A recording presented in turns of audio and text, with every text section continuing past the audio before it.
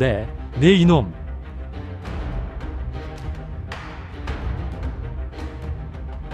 당장 이실직고하지 못할까? 네 죄를 네가 알렸다. 피를 토하는 듯한 절규가 조용한 대궐을 갈랐습니다. 용상에 앉은 임금님마저 놀라 옥자에서 몸을 일으킬 정도였지요.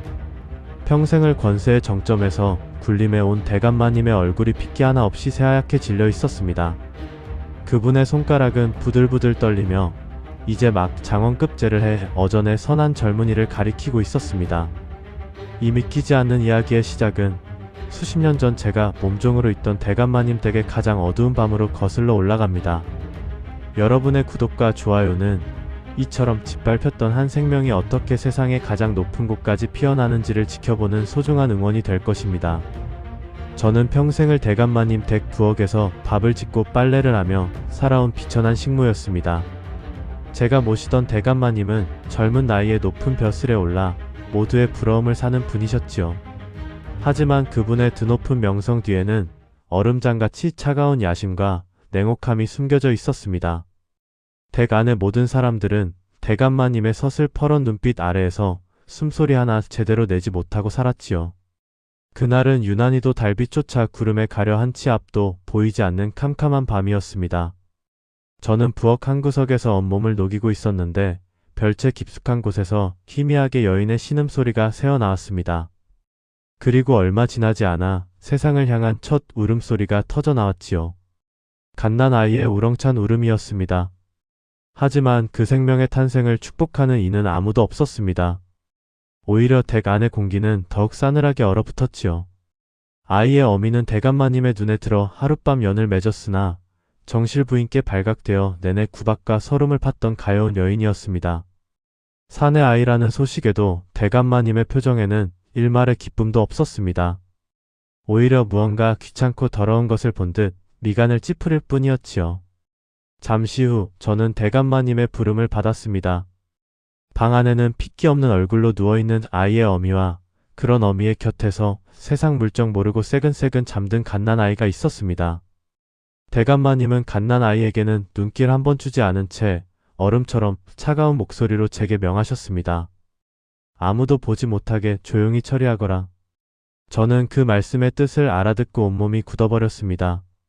설마 하였지만 제 귓가에 들려온 다음 말은 더욱 끔찍했습니다. 내 앞길에 걸림돌이 될 씨앗이다. 당장 저것을 뒷산에 갖다 버리거라. 차디찬 땅에 갓 태어난 아기를 내다 버리라니요.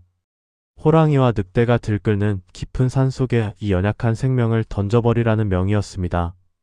그것은 그냥 버리는 것이 아니라 죽으라는 소리와 다름없었습니다.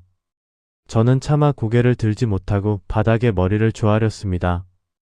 제발 거두어달라는 말 한마디가 목구멍까지 차올랐지만 대감마님의 분노가 두려워 입술조차 떼지 못했습니다.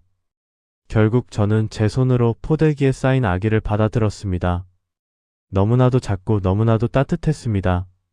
제 품에 안긴 아기는 마치 어미의 품인 줄 아는 듯 제 옷자락을 작은 주먹으로 꼭 쥐었습니다. 그 순간 제 심장이 쿵하고 내려앉는 것 같았습니다.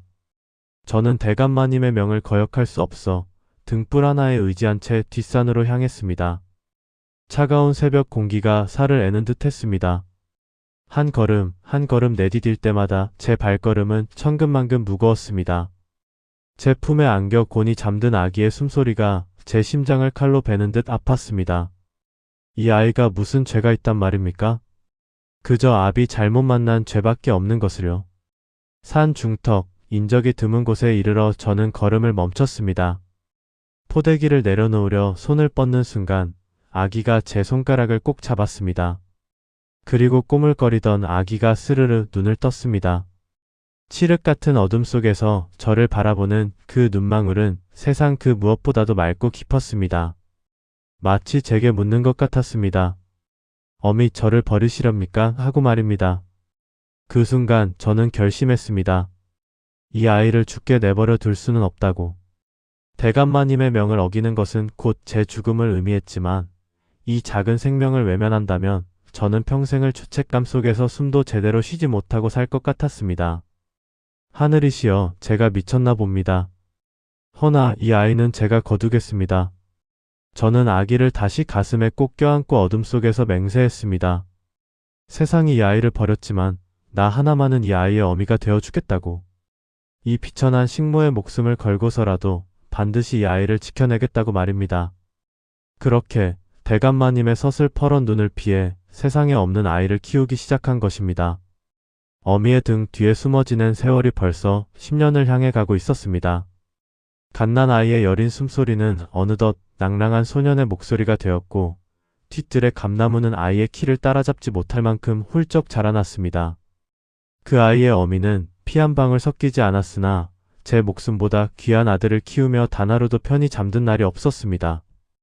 행여나 대감의 눈에 띌세라, 행여나 아이의 존재가 알려질세라 그림자처럼 숨죽여 살아야만 했지요. 아이는 그런 어미의 속도 모르고 무럭무럭 자라났습니다. 아니, 자라난다는 표현만으로는 부족했습니다. 그 아이는 보통의 아이들과는 무언가 달랐어요. 어미가 부엌 아궁이 앞에서 책가루로 자기 이름을 겨우 가르쳐 주었을 때 아이는 단 하루 만에 글자의 원리를 깨치고 말았습니다. 그리곤 이내 흙바닥에 나뭇가지로 시를 짓고 문장을 써내려가기 시작했지요. 그 모습이 어미에게는 대견하면서도 심장이 철렁 내려앉는 두려움이었습니다. 저 아이의 총명함은 숨기려야 숨길 수가 없는 빛과도 같아서 언젠가는 이 어둡고 깊은 집안을 비추고야 말 것이기 때문입니다. 하루는 어미가 큰마님의 심부름으로 서책을 정리하던 중이었습니다. 아이는 멀찍이서 어미를 돕겠다며 따라 나섰다가 서가에 가득 꽂힌 책들을 보고는 그만 넋을 잃고 말았지요. 그 작은 눈은 마치 평생을 굶주린 이가 밥상을 마주한 듯 탐욕스러울 정도로 빛나고 있었습니다. 어미, 저 책들은 다 무엇입니까? 저 안에 무엇이 들어있기에 이리도 귀한 대접을 받는 것입니까? 어미는 혹여나 누가 들을까 싶어 얼른 아이의 입을 막으며 속삭였습니다. 쉬 아가. 여긴 내가 있을 곳이 아니니라. 어서 부엌으로 돌아가 있거라. 어서. 하지만 아이는 자리를 뜰 줄을 몰랐습니다. 그날 이후로 아이는 틈만 나면 서재 주변을 맴돌았습니다. 어미가 잠시 한눈이라도 팔면 어느새 책 한 권을 품에 숨겨와서는 방 한 구석에서 밤을 새워 읽곤 했습니다. 달고 달아 너덜너덜해진 책장을 넘기는 아이의 눈빛은 어두운 광 속에서도 별처럼 총총히 빛났습니다. 그러던 어느 날 기어이 일이 터지고야 말았습니다. 그날따라 대감댁에는 조정의 높은 양반들이 가득 모여 있었습니다. 나라의 앞날을 논하는 어려운 이야기들이 사랑채에서부터 흘러나왔고 부엌에서 일하던 어미는 혹시라도 아이가 그 근처에 갈까봐 노심초사하고 있었지요. 하지만 운명은 야속하게도 모자를 가장 잔인한 순간으로 이끌고 있었습니다. 대감이 손님들과 한창 어려운 경서 구절을 두고 갑론을 박을 벌이고 있었습니다. 한참을 고민해도 아무도 그 깊은 뜻을 풀어내지 못하자 사랑채에는 무거운 침묵이 내려앉았지요. 바로 그때였습니다. 마당 한편에서 물동이를 나르던 아이가 그 구절을 듣고는 저도 모르게 작은 목소리로 읊조린 것입니다. 그것은 필부의 삶을 돌보지 않는 위정자의 공허한 탁상 공론을 꼬집는 말이 아니옵니까? 너무도 작아 들리지 않을 법한 목소리였지만 어찌된 일인지 쩌렁쩌렁한 대감의 귀에는 그 소리가 천둥처럼 박혔습니다. 누구냐? 지금 당장 내 앞에 나서지 못할까? 어느 안전이라고 천한 입을 함부로 놀리는 개야? 대감의 불호령의 어미의 심장은 발끝까지 떨어지는 듯 했습니다. 대감은 씩씩거리며 마당으로 나섰고 그의 날카로운 눈은 이내 겁에 질려 덜덜 떨고 있는 작은 아이에게로 향했습니다. 그는 아이가 자신이 버린 핏줄이라는 것은 꿈에도 모른 채 그저 미천한 종의 자식이 분수를 모르고 날뛴다 여기며 경멸의 눈빛을 보냈습니다. 내 이놈이었구나. 내 놈이 감히 성현의 말씀을 입에 담아 더럽혔단 말이냐. 내 어미는 어디 있느냐. 당장 이놈의 어미를 끌고 오너라. 그 순간 어미는 모든 것을 내던질 각오로 대감 앞에 몸을 던졌습니다. 흙바닥에 이마를 찍고 또 찌으며 피가 나도록 빌었습니다. 대감마님, 죽을 죄를 지었나이다. 제가 잘못했습니다. 아이는 아무 잘못이 없사옵니다. 제가 예전에 어느 어르신께 주어들은 풍어를 철없는 아이 앞에서 무심코 읊은 죄이옵니다. 제발 이 아이만은. 어미는 차라리 모든 죄를 자신이 뒤집어쓰고 매를 맞을 생각이었지요. 하지만 아이는 그럴 수가 없었습니다. 저 때문에 어미가 피를 흘리는 것을 볼 수가 없었던 것입니다. 아이는 작은 주먹을 꽉 쥔 채 떨리는 목소리로 외쳤습니다. 아닙니다, 대감마님. 어미는 아무 잘못이 없습니다. 그 말은 제가 한 것입니다. 그 당돌한 한마디에 대감의 얼굴은 더욱 차갑게 굳어갔습니다. 그는 믿을 수 없다는 듯 아이를 위아래로 휘어보았습니다. 그저 때가 꼬질꼬질한 종의 자식일 뿐인데 저 작은 몸 어디에서 그런 당참이 나오는 것인지 이해할 수가 없었지요. 내 이놈이 정녕 죽고 싶은 것이냐? 좋다. 내 놈이 그리 잘났으면 어디 내 앞에서 다시 한번 짓거려 보거라. 어서. 사랑채에 있던 양반들까지 모두 나와 그 광경을 지켜보고 있었습니다. 아이는 이제 물러설 곳이 없었습니다. 그 작은 소녀는 공포에 질려 떨면서도 어미를 지켜야 한다는 일념 하나로 허리를 꼿꼿이 세웠습니다. 그리고는 조금 전 논쟁이 되었던 경서의 구절을 막힘없이 풀어내기 시작했습니다. 아이의 입에서 나오는 말들은 단순한 암기를 넘어선 깊은 통찰과 해안을 담고 있었습니다. 구경하던 양반들은 하나둘 입을 떡 벌렸고 대감의 얼굴은 분노에서 경악으로 다시금 알 수 없는 복잡한 감정으로 물들어갔습니다. 그날 밤 대감은 끝내 아이를 벌하지 않았습니다. 대신 그는 불쾌하다는 듯 어미와 아이를 다시는 눈에 띄지 말라며 내쫓았을 뿐이지요. 하지만 어미는 알고 있었습니다. 이것이 끝이 아니라는 것을요. 그날 밤 어두운 골방에서 아들을 부둥켜 안고 그녀는 밤새 소리 없이 울었습니다. 안도감과 함께 더 큰 불안감이 온몸을 덮쳐왔기 때문입니다. 이 아이의 비범한 재능은 더 이상 이 좁은 울타리 안에 가둬둘 수 있는 것이 아니었습니다. 그것은 마치 그릇에 담을 수 없는 강물과도 같아서 언젠가는 세상을 향해 넘쳐 흐를 터였습니다. 그녀는 결심해야만 했습니다. 이 지옥 같은 곳에 아들의 재능을 묻어버릴 것인가, 아니면 모든 위험을 감수하고 아들이 더 넓은 세상으로 나아갈 수 있도록 길을 터줄 것인가. 칠흑 같은 어둠 속에서 어미는 제 아들의 환한 미래를 그리며 피눈물 나는 선택의 기로에 서 있었습니다. 세월은 덧없이 흘러 제가 갓 20살이 되던 해였습니다. 제 어머니는 여전히 대감댁 부엌에서 고된 일을 하셨지만 그 얼굴에 드리운 그늘은 예전보다 한결 옅어져 있었습니다. 남몰래 품에 안아 기른 아들이 어느덧 늠름한 청년으로 자라 어머니의 시름을 덜어드리고자 했기 때문입니다. 저는 밤낮으로 책을 읽고 글을 썼습니다. 비록 비루한 초가집 단칸방 신세였지만 제 마음만은 천하를 호령하는 영웅서사를 꿈꾸고 있었습니다. 가끔은 제 글씨를 팔아 쌀이나 붓을 사기도 했는데 그날도 읍내 장터로 향하는 길이었습니다. 왁자지껄한 장터를 가로지르는데 유독 한 곳에서 고성이 터져 나왔습니다. 피당 가게 앞에서였습니다. 덩치 큰 사내가 젊은 여인의 팔목을 거칠게 붙들고 있었습니다. 여인은 감나가는 비단 옷은 아니었으나 단정하게 빗은 머리와 흐트러짐 없는 자세에서 양반과 규수임이 분명해 보였습니다. 하지만 그 고고한 얼굴 위로 당혹감과 수치심이 짙게 서려 있었지요. 이보시오, 낭자. 남의 귀한 물건을 만졌으면 값을 치르는 것이 도리가 아니오. 어찌 멀뚱히 서서 안타까운 표정만 짓고 있는 게요? 사내의 목소리는 시장 전체에 울릴 듯 우렁찼습니다. 주변으로 사람들이 구름처럼 몰려들었고 규수의 얼굴은 홍당무처럼 붉게 달아올랐습니다. 그것이 아니라 잠시 옷감을 보다가 실수로 흙탕물이 튀었을 뿐입니다. 어찌 이리 무례하게 구시는 겁니까? 규수의 목소리는 가늘게 떨렸지만 그 안에는 꺾이지 않는 기계가 담겨 있었습니다. 아마도 가세가 기운 양반가의 여식인 듯 했습니다. 몰락한 가문의 자제들이 겪는 서름이란 겪어보지 않은 사람은 감히 짐작조차 할 수 없는 것이지요. 저 역시 제 처지를 잘 알기에 그녀의 공경이 남을 같지 않았습니다. 실수. 이 비단 한 필의 뉘집의 이름인 줄 아시오? 이 정도 튀었으면 버린 거나 마찬가지야. 당장 돈을 물어내지 않으면 관하로 끌고 갈 테니 그리 아시오.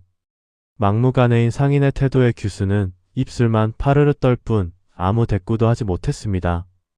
창백해진 얼굴을 보니 수중에 돈 한 푼 없는 것이 역력했습니다. 저는 잠시 망설였습니다. 제 주머니 사정도 넉넉한 편이 아니었고 괜히 나섰다가 봉변을 당할 수도 있었으니까요. 하지만 제 안에 무언가가 저를 가만히 내버려 두지 않았습니다. 저 여인의 눈에서 언젠가 거울 속에서 보았던 제 자신의 절망을 보았기 때문입니다. 저는 군중을 헤치고 앞으로 나섰습니다. 잠시만 기다려 주십시오. 제가 나서는 것을 본 상인은 코웃음을 치며 위아래를 훑어보았습니다. 제 행색이 워낙 남루했기 때문이겠지요. 뭐야, 넌 또 어디서 나타난 거렁뱅이인데 끼어드는 개냐? 저는 허리를 굽혀 정중히 예를 표한 뒤 차분한 목소리로 말했습니다. 보아하니 이분께서 일부러 그런 것 같지는 않습니다. 그리고 이 정도 얼룩은 잘 닦아내면 충분히 지워질 듯합니다. 제가 그 값을 물어드리면 되겠습니까?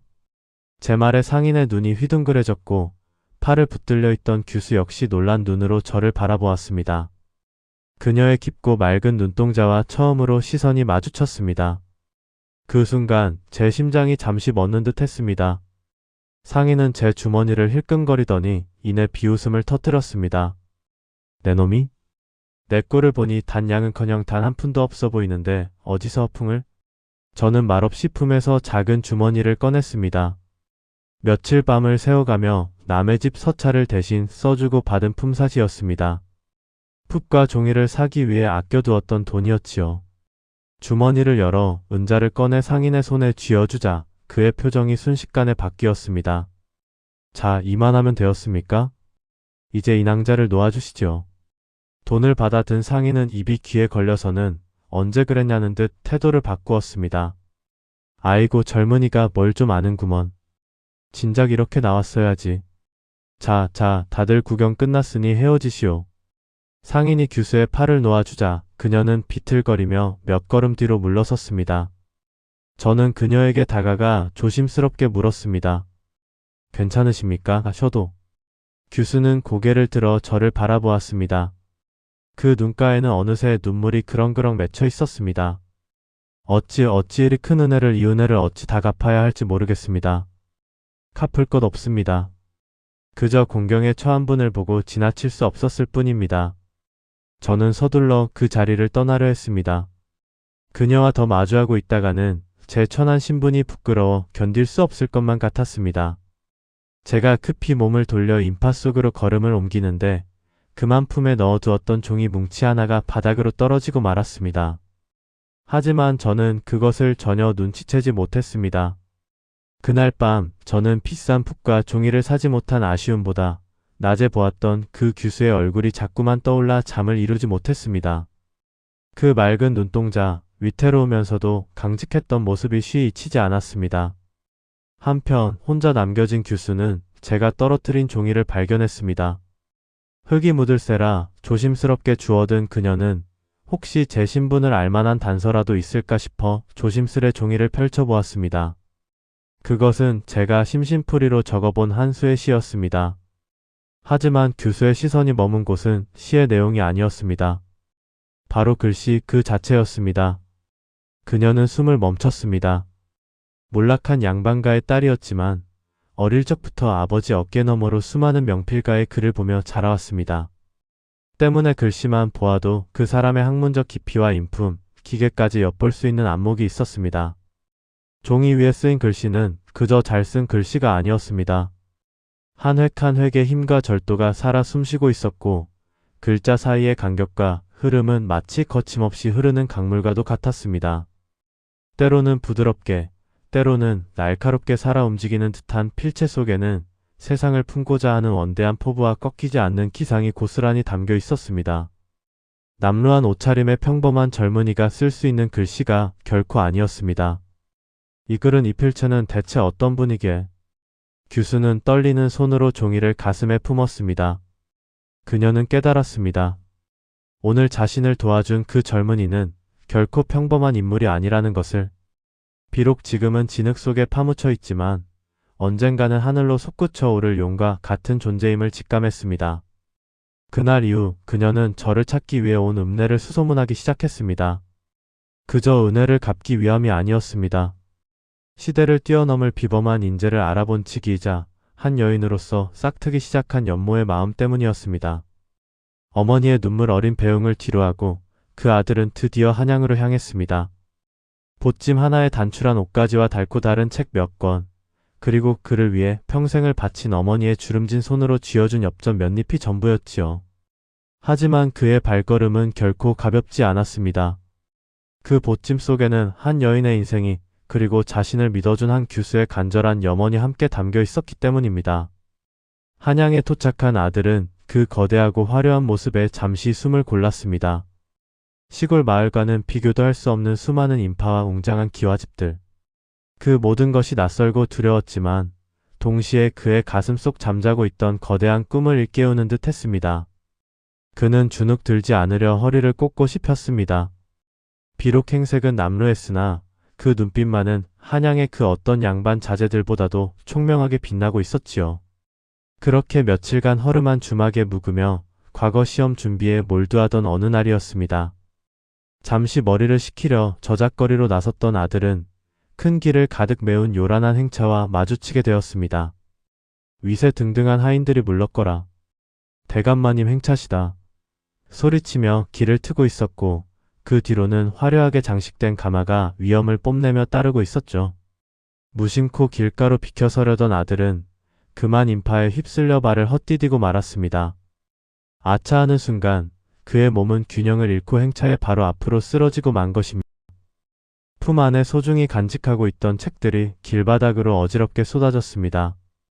웬 놈이냐? 감히 대감마님의 길을 가로막다니. 호통과 함께 거친 손길이 그의 멱살을 잡아챘습니다. 순간 화려한 가마의 주렴이 거치고 한 사내가 모습을 드러냈습니다. 값비싼 피단 관복의 날카로운 눈매, 오만함이 가득한 얼굴. 그는 바로 이 나라의 권세를 한 손에 쥐고 있다는 판서 대감이었습니다. 아들은 그저 황급히 엎드려 용서를 빌 뿐이었습니다. 송구하옵니다, 대감.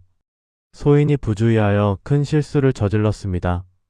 하지만 판서 대감의 눈에는 어떠한 관용도 찾아볼 수 없었습니다. 그는 벌레 보듯 아들을 싸늘하게 후어보더니 경멸이 가득 담긴 목소리로 말했습니다.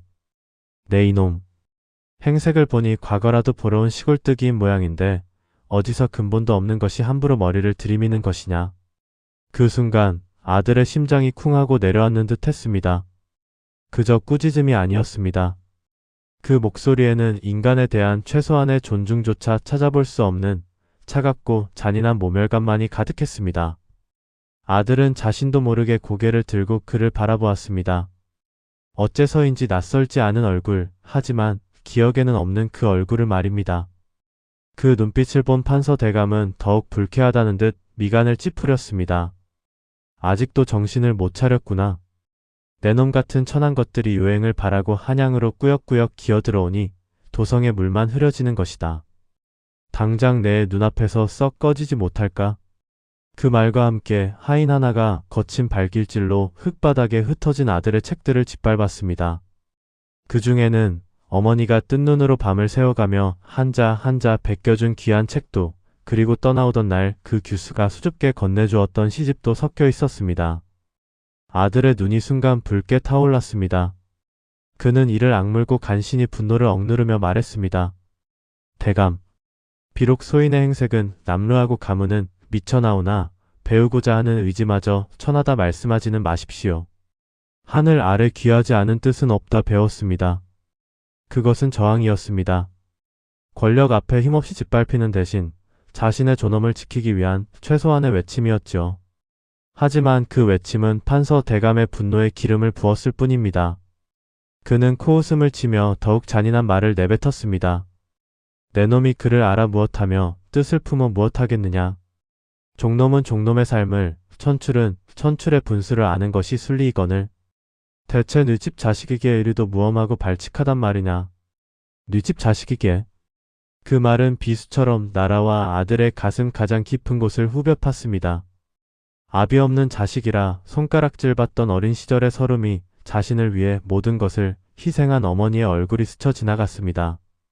바로 그 말을 내뱉는 사내가 10수년 전 자신의 존재를 지워버린 바로 그 아버지라는 사실을 꿈에도 모른 채 말입니다. 아들은 더 이상 아무 말도 하지 않았습니다. 그저 흙먼지가 묻고 발자국이 선명하게 찍힌 책들을 묵묵히 주워 담을 뿐이었습니다.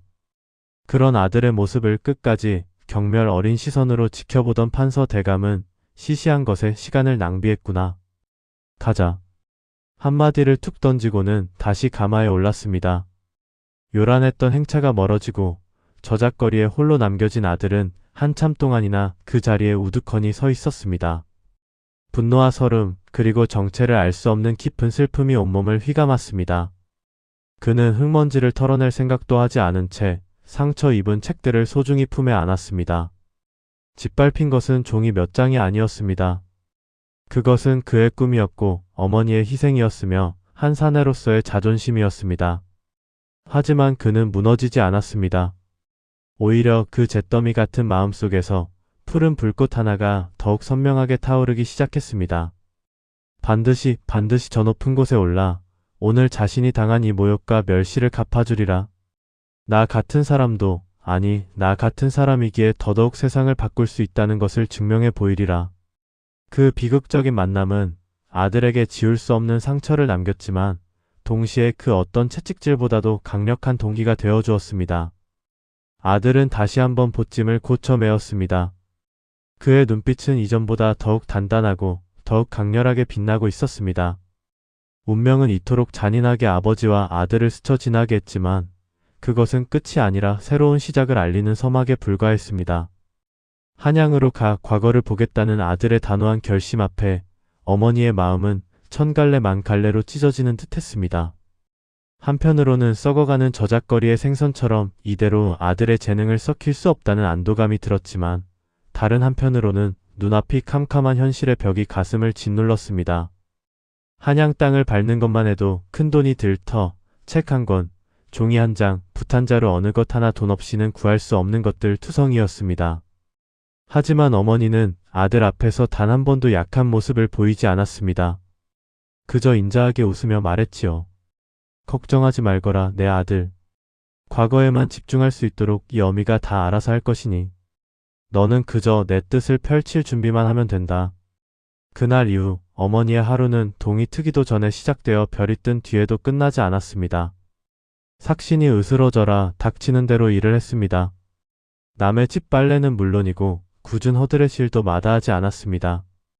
밤에는 희미한 등불 아래서 삭바느질로 뜬 눈을 치세웠습니다. 아들은 그런 어머니의 모습이 너무나 가슴 아팠습니다. 거칠어진 손마디와 점점 더 깊게 파이는 눈가의 주름, 밤마다 애써 참으시는 마른 기침 소리에 아들의 심장은 매일 밤 까맣게 타들어갔습니다. 어머니, 제발 무리하지 마십시오. 이러다 정말 큰일 나십니다. 차라리 제가 나가 푼돈이라도 벌어보태겠습니다. 아들이 눈물로 호소할 때마다 어머니는 오히려 더 밝게 웃으며 아들의 손을 꼭 잡아주었습니다. 나는 괜찮다, 아가. 내가 그리는 소리만 들으면 이 어미는 천근만근 갔던 몸도 깃털처럼 가벼워지는걸. 이게 내 유일한 낙이다. 그러니 너는 어미 걱정일랑 말고 오직 글 공부에만 전념하거라. 어머니의 시간은 아들을 위해 거꾸로 흐르는 듯 했습니다. 하루가 다르게 수척해져 갔지만 아들을 바라보는 눈빛만은 세상 그 누구보다 강하고 빛났습니다. 어머니는 젊은 시절 시어머니께 물려받은 낡은 은가락지마저 팔아 붓가 먹을 사왔습니다. 아들은 그 사실을 알고 밤새 소리 없이 울었습니다. 그런 모자의 곁을 묵묵히 지켜주는 이가 있었으니 바로 몰락한 양반가의 그 규수였습니다. 그녀는 차마 내색하진 못하고 가끔 집에서 만든 초촐한 음식을 건네거나 귀한 약재를 지나가다 얻었다며 슬며시 건네곤 했습니다. 어느 깊은 밤 아들이 등불 아래서 책을 읽다 잠시 바람을 쐬러 나온 사이 그녀가 조심스럽게 다가와 작은 꾸러미 하나를 내밀었습니다. 귀하디 귀한 종이 뭉치였습니다. 이 밤에도 정진하시는 모습에 감흡하여 집에 조금 남아있던 것을 가져왔습니다. 부디 부담 갖지 마시고 학문에 보태시길 바랍니다. 아들은 차마 그것을 받을 수 없어 손사래를 쳤습니다. 아닙니다, 규수. 이리 귀한 것을 어찌 제가 받겠습니까? 규수 댁도 형편이 넉넉지 않으실 텐데. 그의 말에 규수의 눈시울이 붉어졌습니다. 그녀는 고개를 저으며 나지막이 말했습니다. 제 걱정은 마십시오. 저는 그저 대감께서 품으신 큰 뜻이 세상에 활짝 펼쳐지기를 바랄 뿐입니다. 어머님의 저 지극한 정성과 대감의 비범한 재능이 이대로 묻히는 것은 하늘의 뜻이 아닐 것입니다. 달빛 아래 마주선 두 사람의 눈에는 서로를 향한 애틋한 마음과 존경심이 가득했습니다. 규수의 따뜻한 위로와 믿음은 아들에게 큰 힘이 되었습니다. 그는 더 이상 혼자가 아니었습니다. 시간은 흘러가고 시험일이 코앞으로 다가왔습니다. 하지만 한양으로 떠날 노잣돈과 체류 비용은 여전히 막막했습니다. 어머니가 밤낮으로 일해본 돈은 하루하루 끼니를 잇기에도 벅찼기 때문입니다. 출발하기로 한 날 아침, 아들은 무거운 마음으로 짐을 꾸리고 있었습니다. 그때 어머니가 조심스럽게 들어와 두툼한 돈주머니와 정갈하게 지어진 새 옷 한 벌을 내밀었습니다. 깜짝 놀란 아들이 물었습니다. 어머니, 이 큰 돈과 옷은 다 어디서 나신 겁니까? 어머니는 그저 희미하게 웃으며 말했습니다. 오래전부터 널 위해 조금씩 모아둔 것이니라. 선비가 길을 떠나는데 행색이 너무 초라해서는 안 되지. 어서 이 옷으로 갈아입고 이 돈은 아껴서 요긴하게 쓰도록 하거라. 아들은 어머니의 말을 믿을 수가 없었습니다. 집안 형편을 누구보다 잘 아는 그였기에 이 돈이 결코 평범한 방법으로 마련된 것이 아님을 직감했습니다.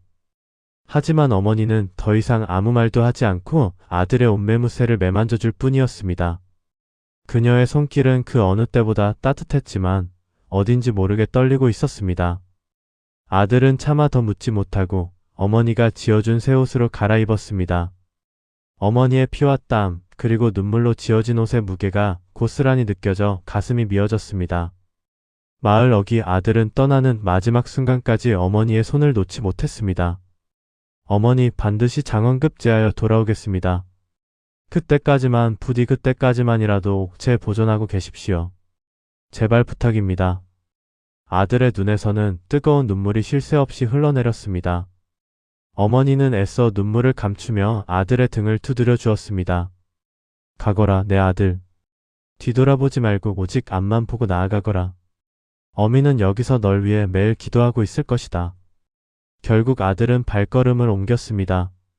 몇 번이고 뒤를 돌아보고 싶은 마음을 억누르며 한양으로 향했습니다. 아들의 모습이 점차 작아져 마침내 보이지 않게 되자 그 자리에 꼿꼿이 서 있던 어머니는 그만 참았던 기침을 터뜨리며 주저앉고 말았습니다. 새하얀 손수건 위로 붉은 핏자국이 선명하게 번졌습니다. 아들이 떠나고 텅 비어버린 집은 이제 그녀의 것이 아니었습니다. 아들의 과거기를 위해 그녀는 마지막 남은 삶의 보금자리마저 남의 손에 넘긴 뒤였습니다. 어머니는 허름한 헛간을 빌려 몸을 뉘이며 오직 한양 쪽 하늘만 바라보며 아들의 장원급제 소식만을 간절히 기다리고 또 기다렸습니다. 드디어 운명의 날이 밝았습니다. 과거 시험의 결과를 발표하는 방방이가 열리는 날, 수많은 선비들과 그 가족들이 이른 아침부터 광장을 가득 메우고 있었죠. 값비싼 피단옷을 차려입고 잔뜩 기대에 부푼 양반가의 자제들 사이로 허름한 무명옷 차림의 한 젊은이가 묵묵히 서 있었습니다. 그의 얼굴에는 긴장감보다는 오히려 비장함이 서려 있었어요.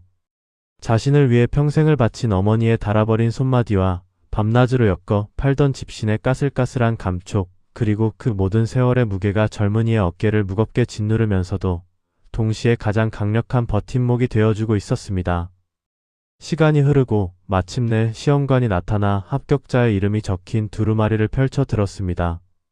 쩌렁쩌렁한 목소리가 광장에 울려 퍼지기 시작했죠. 지금부터 합격자를 호명하겠다. 광장을 가득 메웠던 웅성거림이 거짓말처럼 멎고 숨막히는 정적만이 감돌았습니다. 한 사람 이름이 불릴 때마다 어디선가는 환호성이 또 어디선가는 깊은 탄식이 터져 나왔습니다. 하지만 젊은이의 이름은 좀처럼 불리지 않았습니다. 그의 주먹에 저도 모르게 힘이 들어갔고 입술은 바짝 말라갔습니다. 어머니, 제가 부족했나 봅니다. 절망적인 생각이 머리를 스치는 바로 그 순간이었습니다. 하위 등수의 합격자 호명이 모두 끝나고 이제 단 한 사람, 장원 급제자의 이름만이 남아 있었습니다. 시험관은 잠시 숨을 고르더니 이전보다 훨씬 더 큰 목소리로 외쳤습니다. 이번 과거의 장원은 모두가 숨을 죽였습니다. 저 높은 단상 위에서 시험의 모든 과정을 감독하던 판서 대감 역시 무심한 표정으로 아래를 내려다보고 있었죠. 어느 명문가의 자제가 또 가문의 명예를 드높일 것인가, 모두의 관심이 거기에 쏠려 있었습니다. 장원은 바로 시험관의 손가락이 가리킨 곳은 화려한 옷을 입은 양반 자제들이 모여있는 곳이 아니었습니다. 모두의 예상을 깨고 그 손가락은 가장 변두리에 서 있던 남루한 차림의 젊은이를 정확히 향하고 있었습니다. 광장에 모인 모든 사람들의 시선이 일제히 그에게로 쏠렸습니다. 믿을 수 없다는 듯 웅성거리는 소리가 파도처럼 번져나갔습니다. 아니, 저런 행색의 선비가 장원이라고? 대체 네 집 자식이기에 들어본 척도 없는 이름인데. 젊은이 역시 자신의 귀를 의심하며 한동안 그 자리에 못 박힌 듯 서 있었습니다. 그러나 이내 정신을 차리고 떨리는 발걸음으로 단상 앞으로 나아갔습니다. 어안이 벙벙한 표정으로 젊은이를 바라보던 판서 대감의 얼굴에 바로 그 순간 희미한 균열이 가기 시작했습니다. 처음에는 그저 당돌한 시골뜨기 선비라고만 생각했습니다. 그런데 가까이서 본 젊은이의 얼굴에서 그는 지워버리고 싶었던 과거의 잔상을 발견하고야 말았습니다. 자신과 똑 닮은 날카로운 눈매, 굳게 담은 입술, 그리고 갓난아기였을 때 보았던 귓바퀴 뒤의 작은 점까지. 판서 대감의 얼굴이 순식간에 흑빛으로 변했습니다. 호흡이 가빠지고 온몸에 피가 차갑게 식는 것 같았죠. 자신이 출세를 위해 매몰차게 버렸던 갓난아이.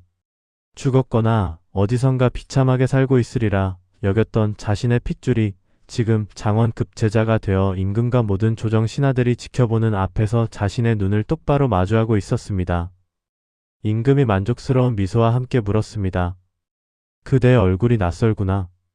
과연 장원의 자격이 있는지 그대의 포부를 한번 들어보자. 과인과 이 나라를 위해 무엇을 할 수 있겠는가? 모든 시선이 젊은이에게 집중되었습니다. 그는 잠시 숨을 고른 뒤 판서 대감을 찰나의 순간 서늘하게 응시하고는 다시 고개를 숙여 임금을 향해 탑했습니다. 그의 목소리는 조금의 떨림도 없이 단단하고 명료했습니다. 전하, 진정한 충심은 화려한 말에 있는 것이 아니라 사람으로서의 도리를 다하는 가장 낮은 곳에서부터 시작된다고 믿사옵니다. 의미심장한 말이었습니다. 조정 대신들 사이에서 작게 술렁이는 소리가 들려왔습니다. 젊은이는 말을 이었습니다. 제 한 몸을 낳아주신 분이 누구인지는 중요치 않습니다. 소자는 굶주린 제 입에 밥을 넣어주시고 헐벗은 제 몸에 옷을 입혀주시며 평생을 희생하여 저를 길러주신 분의 은혜를 먼저 갚고자 합니다. 그 말은 마치 날카로운 비수가 되어 판서 대감의 심장에 정확히 박혔습니다. 아들은 계속해서 말했습니다. 한 여인의 지고지순한 희생과 사랑에 보답하는 것. 그것이 백성을 섬기는 신하가 가져야 할 마음의 첫걸음이라 믿사옵니다. 그 마음으로 전하를 포필하고 이 나라의 가장 어렵고 소외된 백성을 섬기겠나이다. 순간 임금의 얼굴에 흐뭇한 미소가 번졌습니다. 젊은이의 대답에는 단순한 지식을 넘어 역경을 이겨낸 자만이 가질 수 있는 깊이와 진정성이 담겨 있었기 때문입니다. 과연 장원이로구나. 그대의 그 마음가짐이라면 훌륭한 목민관이 될 것이다. 임금의 칭찬이 쏟아지는 동안 판서 대감은 차마 고개를 들 수 없었습니다. 등줄기에서는 식은땀이 비오듯 흘렀고 세상이 무너져 내리는 듯한 이명만이 귓가를 맴돌았죠. 그는 이제야 깨달았습니다. 자신이 버린 것은 단순한 핏덩이가 아니었습니다. 그는 자신의 하늘을, 자신의 가장 빛나는 재능을, 그리고 인간으로서의 마지막 양심을 제 손으로 내던져 버렸던 겁니다. 차가운 돌멩이 취급을 받던 아들은 이제 누구도 무시할 수 없는 거대한 바위가 되어 자신을 버린 아비의 앞을 가로막고 서 있었습니다. 운명의 수레바퀴는 그렇게 가장 극적인 방식으로 제자리를 찾아가고 있었습니다. 장원급 제자의 붉은 관복이 어깨를 무겁게 짓눌렀습니다. 허나 그 무게는 관직의 무게가 아니어 제 어미의 평생 한이 서린 눈물의 무게였습니다. 어가 행렬의 맨 앞에서 말을 타고 가면서도 제 눈은 화려한 한양의 기와집이 아닌 허름한 초가집들이 모여있는 저 먼 곳을 향하고 있었습니다. 임금님의 하사품도 만백성의 환호도 제 마음을 움직이지 못했습니다. 지금 제 심장을 뛰게 하는 것은 오직 단 하나, 골목 끝에서 저를 기다리고 있을 어머니의 얼굴이었습니다. 길고 긴 행렬이 끝나자마자 저는 관복도 제대로 벗지 못한 채 미친 듯이 달렸습니다. 피단신이 흙탕물에 젖는 것도 아랑곳하지 않았습니다. 기억 속에 선명한 그 좁은 골목길로 접어들자 익숙한 냄새와 함께 저를 키워낸 가난의 풍경이 눈에 들어왔습니다. 그리고 그곳에 문지방에 기대어 위태롭게 서 있는 어머니가 보였습니다. 제 행색을 보고도 믿을 수 없다는 듯 멍하니 눈만 깜빡이고 계셨지요. 다가가 털썩 무릎을 꿇었습니다. 목이 메어 아무 말도 나오지 않았습니다. 어머니는 제 어깨 위에 놓인 붉은 관복을 한번 쓸어보고는 이내 제 얼굴을 쓰다듬으며 눈물을 뚝뚝 흘리셨습니다. 아가 이게 꿈이냐 생시냐 내 아들이 맞느냐. 저는 어머니의 거친 손을 부여잡고 제 볼에 비볐습니다. 평생 남의 집 아궁이 불을 떼고 찬물에 손을 담그며 굳어진 그 손마디가 세상 어떤 비단보다도 귀하고 따뜻했습니다. 어머니 꿈이 아닙니다. 이 불효자식이 이제야 어미 앞에 사람 구실을 하게 되었습니다. 너무 늦어서 죄송합니다, 어머니. 제 울음 섞인 목소리에 어머니는 고개를 저으며 제 등을 토닥여 주셨습니다. 마치 어릴 적 제가 울며 포칠 때처럼 말입니다. 한참을 그렇게 부둥켜 안고 울고 난 뒤 저는 자리에서 일어나 어머니의 등을 바라보았습니다. 세월의 무게에 가냘프게 굽어버린 그 등을 보는 순간 다시금 뜨거운 것이 울컥 치밀어 올랐습니다. 평생 저를 업어 키우셨으니 이제 이 아들이 어머니를 업어드리겠습니다. 이 낡고 초라한 집에서 이제 제가 모시고 가겠습니다. 저는 어머니를 조심스럽게 등에 업었습니다. 너무도 가벼운 그 무게에 그동안 어머니가 짊어졌을 삶의 무게가 느껴져 가슴이 미어졌습니다. 한 걸음 한 걸음 저를 키워낸 골목길을 빠져나오며 저는 다짐하고 또 다짐했습니다. 다시는 이 여인의 눈에서 피눈물이 흐르게 하지 않겠다고, 세상 가장 높은 곳에 모셔 가장 귀한 대접을 받게 해드리겠다고 말입니다. 제가 마련한 새 거처로 어머니를 모시던 날 어머니는 대문 앞에서 한참을 들어오지 못하셨습니다. 평생 이런 집은 구경도 해본 적 없다며 손사래를 치셨지요. 저는 그런 어머니의 손을 잡고 집안 구석구석을 보여드렸습니다. 어머니만을 위해 마련된 따뜻한 온돌방과 고운 비단 이불, 그리고 앞으로 어머니의 시중을 드라인들까지. 어머니는 모든 것이 꿈만 같다며 연신 눈물을 훔치셨습니다. 평생 남의 밥을 짓던 어미의 손이 이제는 고운 비단옷 위에서 어쩔 줄을 몰라 했습니다. 며칠 뒤 궁에서는 장원급 제자를 위한 큰 연회가 열렸습니다. 임금님을 비롯한 모든 초정 대신들이 모인 자리였지요. 그리고 그 자리에는 당연히 저를 낳아주고 또 버렸던 아비 그 대감도 있었습니다. 그는 애써 태어난 척 저를 향해 인자한 미소를 지어 보였지만 저는 그 눈빛 속에서 스쳐가는 불안과 초조함을 똑똑히 읽을 수 있었습니다.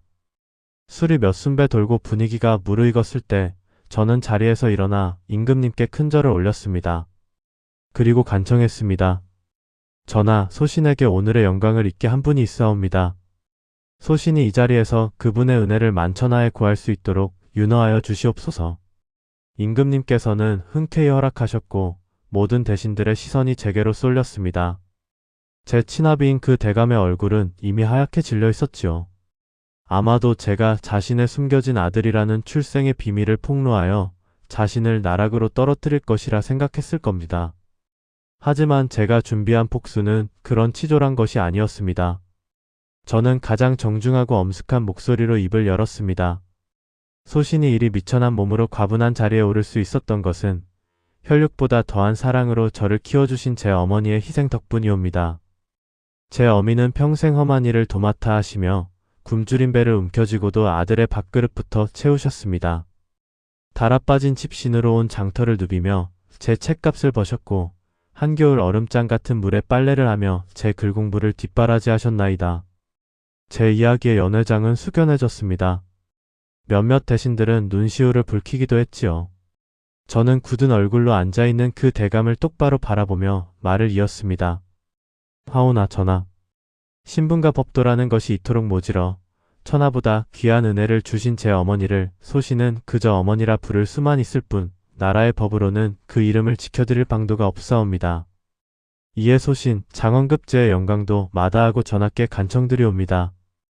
피를 나누지 않았으나 피보다 진한 사랑을 주신 저의 어머니를 저의 공식적인 어머니로 인정해 주시옵소서.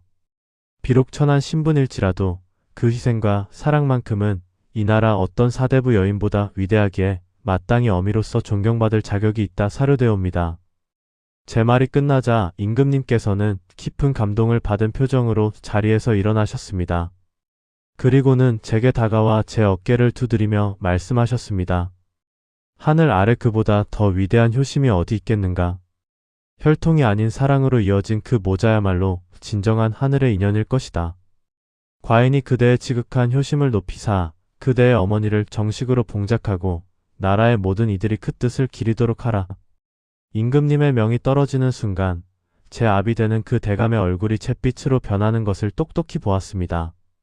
피 한 방울 섞이지 않은 종이 자신을 낳아준 어미라 말하며 천하의 그 공을 알리는 아들 앞에서 그는 아무 말도 할 수 없었습니다.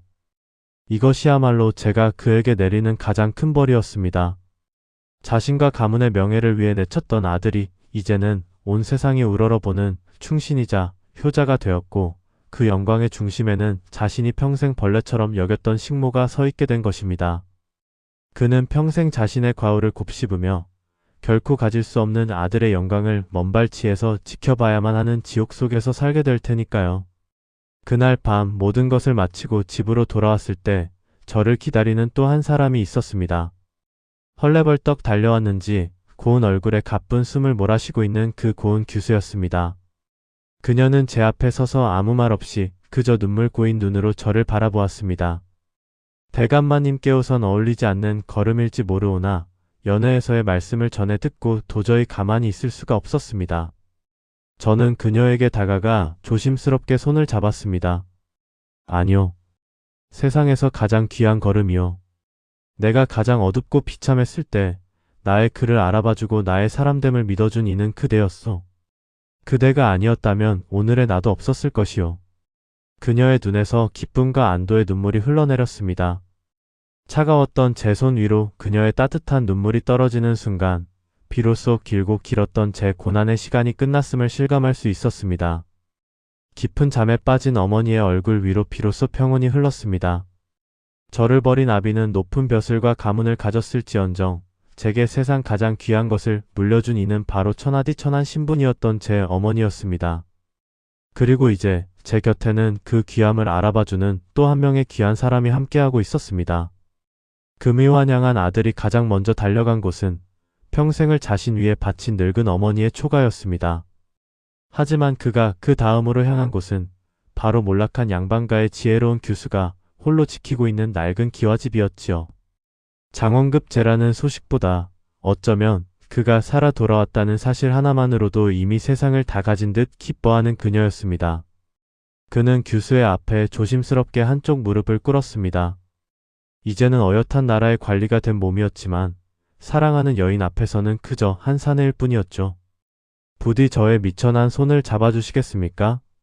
낭자께서 제 곁에 계셔야 비로소 제 삶이 완성될 것 같습니다. 세상이 제게 등을 돌렸을 때 낭자께서는 저의 그림자 속에서 빛을 보아주셨습니다. 이제 제가 낭자의 평생을 지키는 굳건한 울타리가 되어드리고 싶습니다. 규수의 눈에서 끝내 눈물 한 방울이 또르르 흘러내렸습니다. 하지만 그 눈물은 슬픔의 눈물이 아니었습니다. 오랜 기다림과 믿음이 마침내 보상받는 퍽찬 감격의 눈물이었지요. 일어서세요, 도련님. 저는 오래전부터 도련님의 눈빛 속에서 세상을 품을 큰 그릇을 보았습니다. 그릇의 재질이 흙이든 노시든 금이든 그것이 무슨 상관이겠습니까? 중요한 것은 그 안에 담긴 맑고 고든 마음인 것을요. 도련님께서 가시는 길이라면 그 길이 비단길이든 가시밭길이든 기꺼이 함께하겠습니다. 두 사람의 사랑은 그렇게 신분이라는 얄팍한 벽을 뛰어넘어 세상 가장 단단하고 아름다운 결실을 맺게 되었습니다. 얼마 후 장안에서 가장 큰 잔치가 열렸습니다. 임금의 총애를 한 몸에 받는 젊은 관리의 혼례식이었으니까요. 화려한 피단옷을 차려입은 수많은 귀족과 관리들 사이로 유독 눈에 띄는 한 사람이 있었습니다. 곱게 빗은 머리에 낡았지만 가장 깨끗한 옷을 차려입은 한 노파가 하객들이 앉는 자리가 아닌 혼주석의 가장 상석에 앉아 있었던 겁니다. 바로 아들의 어머니, 평생을 식모로 살아온 그의 진짜 어머니였습니다. 웅성거리는 사람들 사이로 신랑이 된 아들이 다가와 늙은 어머니 앞에 큰 절을 올렸습니다. 어머니, 오늘 잃기까지 단 하루도 어머니의 은혜를 잊은 적이 없습니다. 이 아들, 이제부터 평생토록 어머니를 업고 살겠습니다. 세상에서 가장 귀한 자리에 앉혀드리고 세상에서 가장 맛있는 음식을 대접해드리겠습니다. 어머니의 주름진 손을 잡은 아들의 눈가에는 뜨거운 눈물이 방울져 떨어졌습니다. 그 눈물은 아들이 아닌 자기 자신을 위해 평생을 바친 어머니의 희생에 대한 감사였고, 이제는 그 사랑에 보답하겠다는 굳은 맹세였습니다. 어머니는 그저 말없이 아들의 손을 맞잡으며 굽은 등과 거친 손마디로 전할 수 있는 가장 따뜻한 사랑을 전해주었습니다. 한편 아비인 대감은 어떻게 되었을까요? 아들이 장원급제한 그날 이후 그의 몰락은 이미 정해진 수순이었습니다. 자신의 출세를 위해 아들을 버리고 권력을 이용해 온갖 비리를 저질러온 그의 과거가 하나둘씩 드러나기 시작했거든요. 하지만 아들은 결코 사사로운 복수를 하려 들지 않았습니다. 그에게 최고의 복수는 아비와는 다른 길을 걷는 것이었기 때문입니다. 백성을 위하는 청렴한 관리가 되어 아비가 더럽혔던 세상을 바로잡는 것. 그것이야말로 아비의 삶을 가장 완벽하게 부정하는 방법임을 알고 있었던 것이죠. 결국 대감은 모든 직위를 박탈당하고 쓸쓸한 말년을 보내게 되었다고 전해집니다. 세상은 흔히 핏줄과 신분을 이야기하며 사람을 귀하고 천한 것으로 나눕니다. 뼈대 있는 가문에서 태어났는가, 높은 벼슬 아치의 자식인가를 중요하게 여기지요. 하지만 이 이야기는 우리에게 조용히 되묻고 있습니다. 과연 진정한 귀함이란 무엇일까요? 자신의 안위를 위해 갓 태어난 자식을 버린 대감과 피 한 방울 섞이지 않은 아이를 위해 자신의 모든 것을 내어준 식모 어머니. 과연 누가 더 존경받아야 할 어버이입니까? 그리고 신분이라는 허울에 갇혀 사람을 내치던 세상 속에서 겉모습이 아닌 사람의 진정한 됨됨이를 알아본 지혜로운 규수야말로 진짜 양반이 아니었을까요? 결국 한 사람의 가치는 그가 어디서 태어났는지가 아니라 어떻게 살아가는지에 따라 결정되는 법입니다. 혈통이 아니라 인품 및 지위가 아니라 마음이 그 사람을 진짜 귀족으로 만드는 것이지요. 이제 새로운 가정을 꾸린 젊은 부부는 그 누구보다 귀한 어머니를 평생토록 모시며 백성들에게 존경받는 삶을 살았다고 합니다. 그들의 이야기는 세월이 흘러도 우리에게 진짜 중요한 가치가 무엇인지를 계속해서 일깨워주고 있습니다.